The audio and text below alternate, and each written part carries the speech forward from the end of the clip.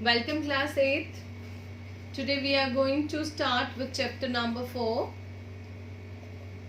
Chapter number 4 of subject geography, and the name of the chapter is urbanization, which means the urban growth. First of all, we should know what does it mean, urbanization. Urbanization is the process of urban growth that leads to a greater percentage of population living in towns and cities.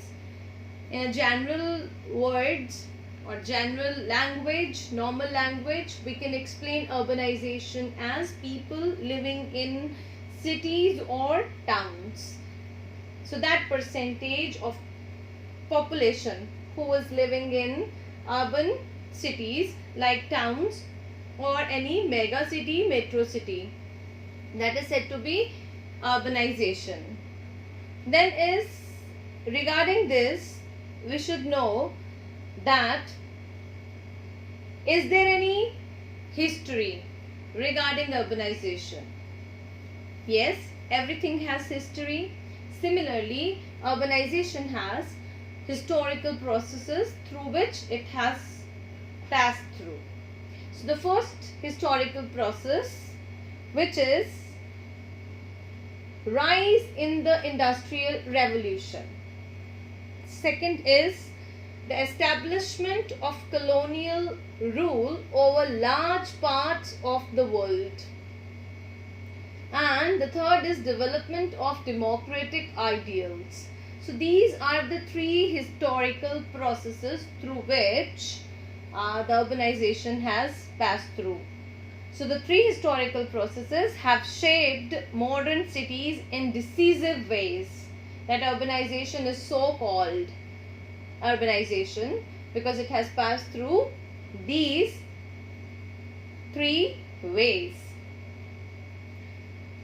So towns and cities that first appeared along the rivers, valleys such as Ur, Nippur and Mohenjo-daro were larger in scale than other human settlements.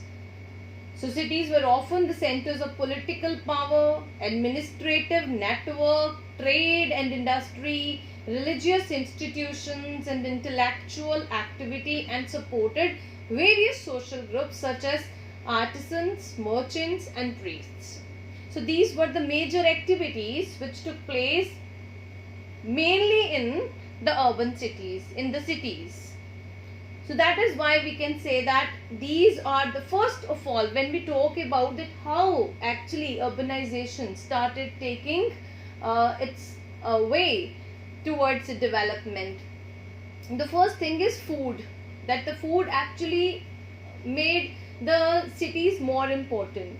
You can say easily Ur, Nippur and Mohenjo-daro, these all were the large in scale cities, settlements, and they all were developed near the rivers, and specifically they are known for the food supplies which actually these areas made possible.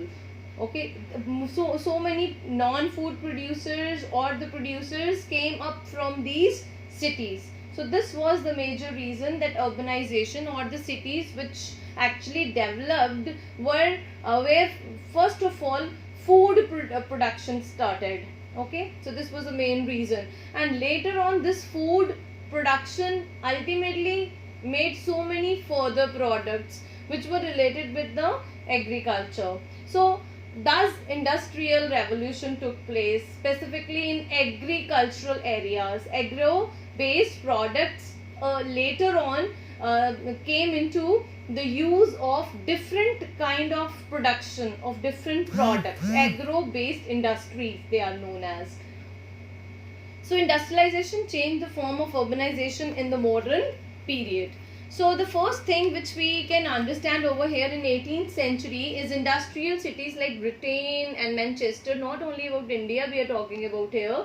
If we talk about the world, so Britain and Manchester. So these are the two industrial towns which came into existence, and large number of migrants to the textile mills set up in the late 18th century. In 1851, more than 3/4 of the adults living in Manchester were migrants from rural areas. So that was urbanization, because people moved from the rural areas to live in the cities for some purpose. Industrial purpose was the main reason over there, and or you can say the textile mills were the major reason for their movement from the rural areas to the industrial to the urban areas. Second thing over here is agricultural revolution. Already I have told you about mainly the urbanization has taken place over there where the food production took place. Agricultural lands produced food, and those food products which were in raw ultimately later on taken to the industries, and other products got built up.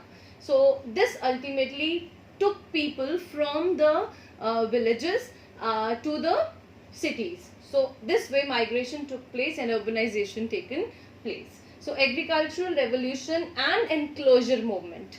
These were the two major reasons that people moved from the villages to the cities. So Bombay and Calcutta are two oldest and important mega cities of India, which comes under establishment of colonial rule over large parts of the world. One of the example from India we can give of Bombay and Calcutta, where people actually moved from the villages and they actually moved to Bombay and Calcutta like cities, where they got because of the establishment of colonial rule. So large number of farm workers left their home in search of jobs. Most of them came from present day regions of eastern Uttar Pradesh, Bihar, central India and the dry districts of Tamil Nadu. In the mid-19th century, these regions experienced many changes, because in this region what happened, that cottage industry declined, and thus the rent of the land, it rose up, and land were cleared for mines and plantations. This all affected the life of poor or the labor class. They failed to pay their rents, became deeply indebted and were forced to migrate in the search of work.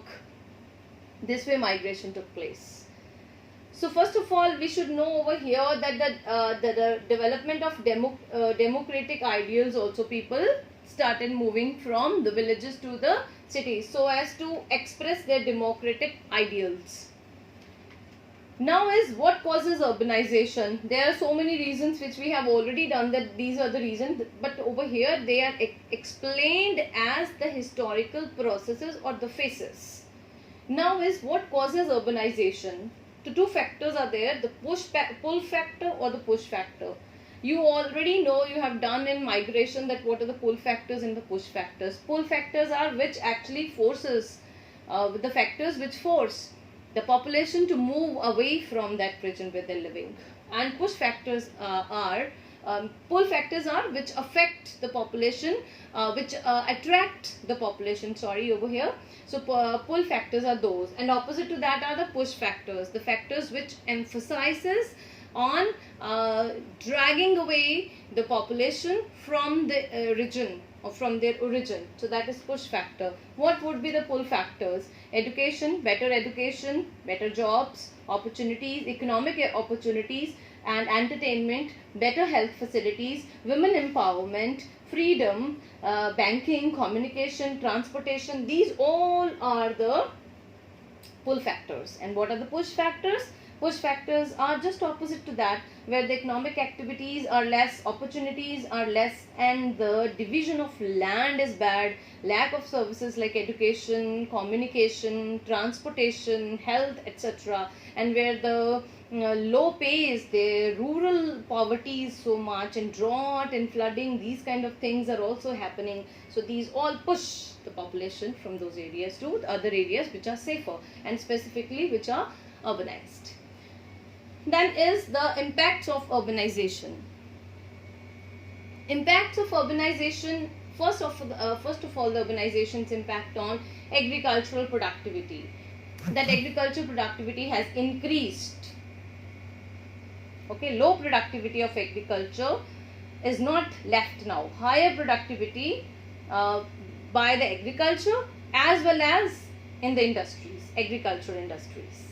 Second is that increase in global income. Cities are important drivers of development and poverty reduction in both urban and rural areas. But here we are talking about the urbanization. So, national economic activity, government, commerce and transportation, these all are the major areas where the increasement in the global income has shown. More than 80% of the global income is generated in the cities only, not in the rural areas. So that is why this is the one of the impact of urbanization. Then is the higher levels of literacy. Normally we can say that urban living is often associated with higher levels of literacy and education, better health, greater access to the social services, enhanced opportunities for cultural and political participation. So that is why this is one of the impact of urbanization. It is a positive impact of urbanization. Then is greater access to social, cultural and political participation. Already we can write down, because better health facility, higher levels of literacy, these all are the aspects of betterment and development. So these all comes into urbanization. If people will be living in urban areas, so these would be more than the villages. Then is a data which tells about 54% people live in urban areas. Globally, if we talk about, more people live in urban areas than in rural areas, with 54% of the world's population residing in urban areas. So some of the data is given in the book, that is on page number 41. The percentage share of urban population in which world, Africas, Asias, Europe, Latin Americas, North Americas and Oceania. That is written as per the year 1950 and 2030.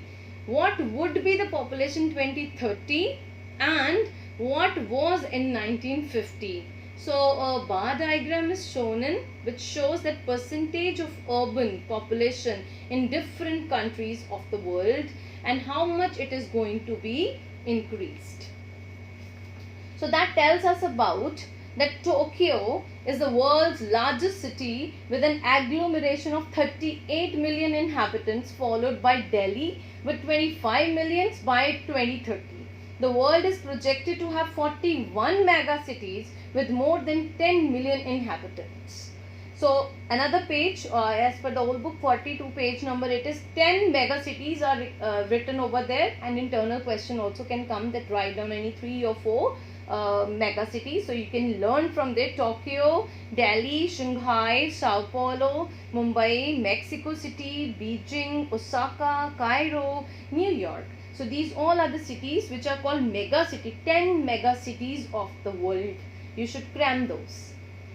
So I'll be seeing you in another video regarding the future of urbanization. Thank you.